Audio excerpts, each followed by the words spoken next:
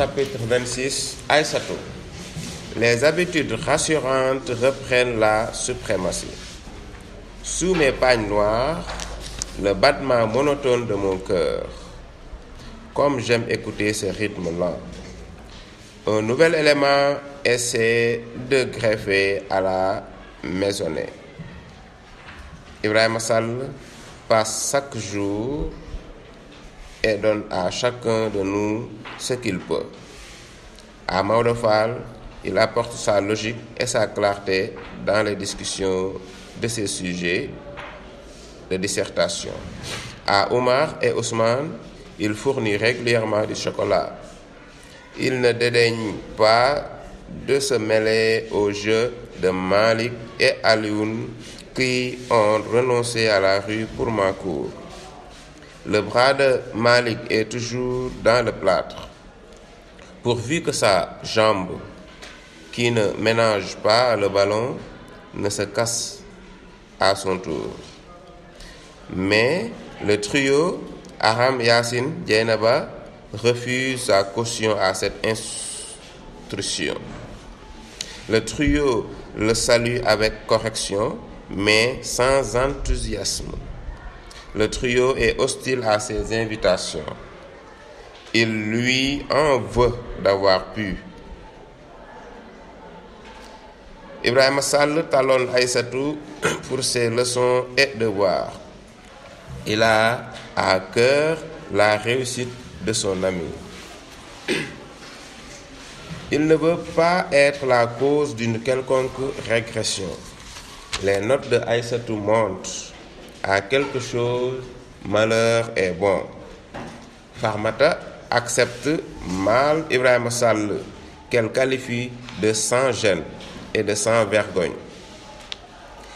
Elle ne rate jamais l'occasion de lui lancer: a-t-on jamais vu un étranger détacher une chèvre de la maison? Ibrahima Sall, imperturbable, essaie de s'adapter.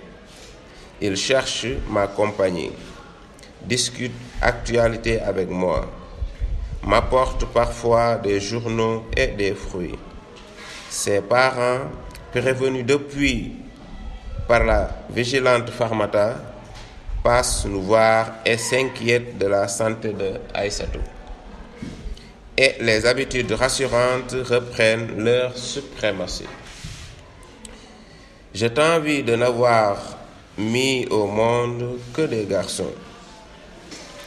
Tu ignores les transes qui me saisissent avec les problèmes de mes filles. Je me décide enfin à aborder les problèmes d'éducation sexuelle. Aïssatou, ton homonyme m'a surprise. Je prends dès lors mes précautions. Je m'adresse au trio, les jumelles étant trop jeunes encore. Comme j'avais hésité dans le temps, je ne voulais pas armer mes filles en leur offrant l'humilité du plaisir. Le monde est à l'envers. Les mères de jadis enseignaient la chasteté. Leur voix autorisée stigmatisait toute errance intraconjugale. Les mères modernes favorisent les jeux interdits. Elles aident à la limitation de leurs dégâts, mieux à leur prévention. Elles ôtent toute épine, tout caillou qui gêne la marche de leurs enfants à la conquête de toutes les libertés. Je me plie douloureusement à cette exigence.